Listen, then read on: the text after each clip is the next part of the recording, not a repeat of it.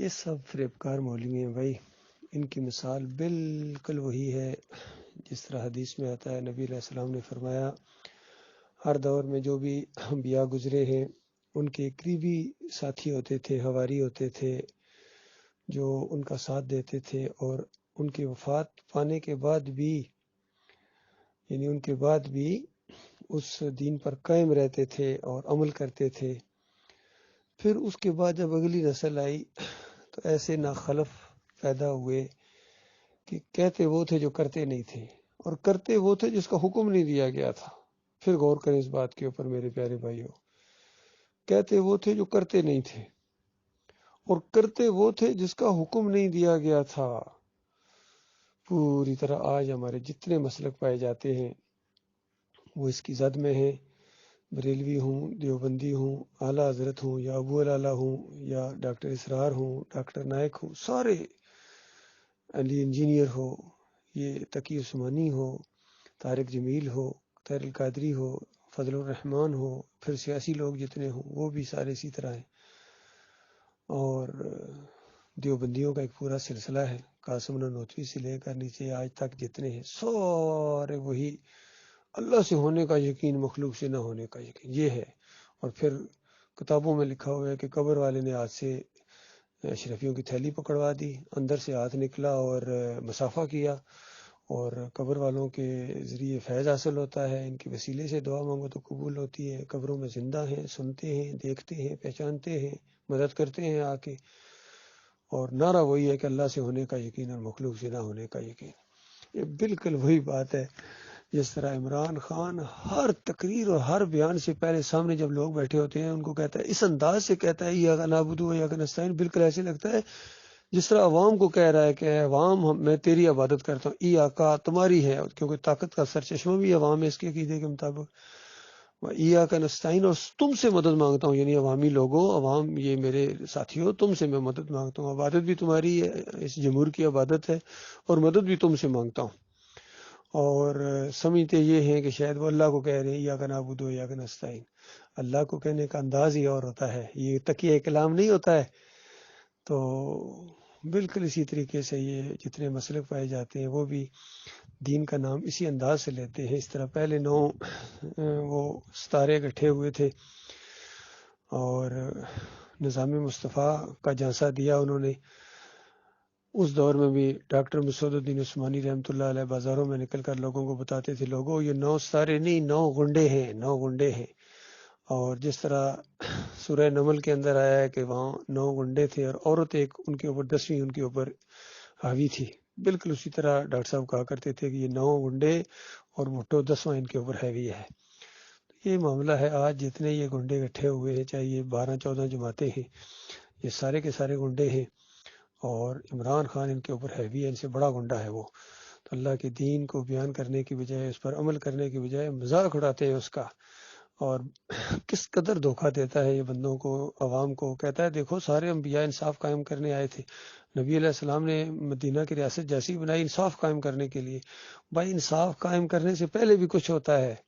اور وہ ہے توحید کی دعوت، رد شرک اور کفر بالطاغوت. 13 سال جو مکے میں مارے کھائیں، دیس نکالا دیا گیا، اس کا کہیں ذکر نہیں ان کے ہاں. اور اسی بیان کے اندر جب نبی علیہ السلام کی باتیں کر رہا ہوتا ہے اور سامنے لوگ نعرہ حیدری یا علی مدد لگا رہے ہوتے ہیں، نعرہ رسالت یا رسول اللہ مدد لگا رہے ہوتے ہیں، اور اس کلمے کے غدار کے ماتھے کے اوپر شکن بھی نہیں پڑتی ہے. کیونکہ دنیا کے اقتدار کا نشہ ایسا خوفناک نشہ ہے کہ انسان کسی اترتا نہیں ہے. نواز شریف کی دیکھو کیا حالت ہے، شہباز شریف کی کیا حالت ہے، فضل الرحمان کی کیا حالت ہے. یہ سارے بکاؤ مال ہیں، سارے کے سارے اسلام آباد کے اوپر نظریں رکھی. کسی کو اسلام سے کوئی غرض نہیں ہے. اسلام کا ماننے والا ہو، قرآن کا ماننے والا ہو، اور یہ کفر شرک دیکھے اور دم نہ مارے. ان مزاروں کو بستہ ہوا، ان کے اوپر چادریں چڑھاتی ہوئی، ان کے اوپر عرس اور میلے اور وہاں دھمالیں اور چمٹے پہ جا رہے ہیں، اور کسی کے منہ سے کوئی لفظ نہیں نکلتا ہے کہ مشرکو شرم نہیں آتی ہے، یہ تو مسلمانی کا دم بھرتے ہو. پھر 10 محرم کو جو کچھ ہوتا ہے، سبیلیں لگائی جاتی ہیں، گھوڑے کی پوجا ہوتی ہے، یا علی مدد کے نعرے لگا کے یہ قوم مارتی پیٹتی اپنے آپ کو، یہ اسلام ہے. اسی وجہ سے تو پوری دنیا اسلام کی طرف آ نہیں رہی ہے کہ یہ اسلام ہے، تو ہم اس سے باز آئے بھائی. تو اس طرح یہ قوم پوری طرح شرک کے اندر ڈوب گئی، اور ان کے اکابرین نے اور ان کے موجودہ جتنے قائدین ہیں، چاہے یہ سیاسی لوگ ہوں، مذہبی لوگ ہوں، یا عسکری قیادت ہو، سب کے سب شرک میں ڈوبے ہوئے ہیں اور شرک کے رکھوالے ہیں، چاہے یہ اجمی ہوں، چاہے یہ عربی ہوں، سارے ترکی کے ہوں، سعودی عرب کے ہوں، گلف کے جتنے بھی دیکھیں سارے دنیا دار ہیں یقین کیجیے، دین کسی کے پاس بھی نہیں ہے، کوئی جماعت، کوئی مسلک، کوئی ملک ایسا نہیں ہے۔ تو اللہ کے بندو بتاؤ کہاں جائیں، کس سے جا کے کہیں، روئیں کس کے سامنے؟ اب ہندوؤں نے سکھوں کو کیا گلا کریں جب مسلمانوں کی یہ حالت ہے؟ تو بہرحال یہ اللہ کی مشیت یہی ہے، اللہ تعالیٰ دیکھ رہا ہے اور ہر ایک اپنے عمل کما رہا ہے، اور قیامت کے دن اس کا ایک نتیجہ نکلنے والا ہے۔ بہرحال جس کو دین کی بنیادی بات سمجھ آ جائے اس کے لیے یہ ایک موقع ہے کہ اپنے مالک اور خالق کو خوش کرنے کے لیے سر دڑ کی بازی لگائے۔ اور اس قوم کو اب نماز روزے کی دعوت نہیں ہے بھائی، یا تبلیغ کی، اب اس کو ایمان کی دعوت دینی ہے کہ لوگوں قولوا لا الہ الا اللہ تفلحوا، کہو اللہ کے علاوہ کوئی معبود نہیں ہے، تم کامیاب ہو جاؤ گے، کہو اللہ کے علاوہ کوئی داتا نہیں ہے، اور اس انداز سے کہو کہ اللہ داتا ہے، باٹی والا داتا نہیں ہے، اللہ مشکل کشا ہے، علی رضی اللہ تعالیٰ عنہ کے پاس کچھ نہیں ہے مشکل کشائی کرنے کے لیے، نہ غریب نواز ہے کوئی اس دنیا کے اوپر، نہ کوئی غوث ہے، نہ کوئی غوث اعظم ہے، یہ سب جھوٹی باتیں ہیں، شرک ہے، کفر ہے، یہ ساری صفات اللہ کی ہیں، دل کے وسوسے وہ جاننے والا، ہر زبان کا خالق، نہ نیند نہ اونگ، اس کو پکارنے کے لیے کسی واسطے وسیلے کی ضرورت نہیں ہے، یہ واسطے وسیلے والے قرآن کے پہلے صفحے کے انکاری ہیں۔ اور پھر محمد صلی اللہ علیہ وآلہ وسلم اللہ کے آخری رسول ہیں، ان کا طریقہ ہے، یہی قائد اعظم ہے، یہی قائد ملت ہے، کوئی اور نہیں ہے، باقی ساروں نے غلط گائیڈنس کی ہے اور قائد اعظم کے اور کیا کیا انہوں نے القاب لیے ہیں۔ کاش پاکستان کا مطلب کیا، لا الہ الا اللہ، یہ سمجھ کر پڑھتے، نعرہ لگاتے، اور پاکستان بننے کے ساتھ ہی سارے ان بتوں کو جو مسلمانوں کے بت ہیں، مزاروں کی شکل میں اور قبوں کی شکل میں اور گنبدوں کی شکل میں، ان کو توڑ دیا جاتا، واسطے وسیلے ختم، اور تعویذ گنڈے ختم، مسلک پرستی ختم، بریلویت، دیوبندیت، اہل حدیثیت ختم کر دیتے، یہ جمہوریت کا نظام پاؤں کے نیچے رون دیتے، اور پھر خالص قرآن اور حدیث کو اپنے اوپر نافذ کرتے۔ اگر مومن ہوتے تو وہی جیسا جو پہلے دیا گیا تھا وہی آج 75 سال کے بعد بھی بالکل وہی انداز، اسی بدھ کو ذرا نئے رنگ میں لے کر آئے ہیں، نئے روغن کے ساتھ، نئے کلر کے ساتھ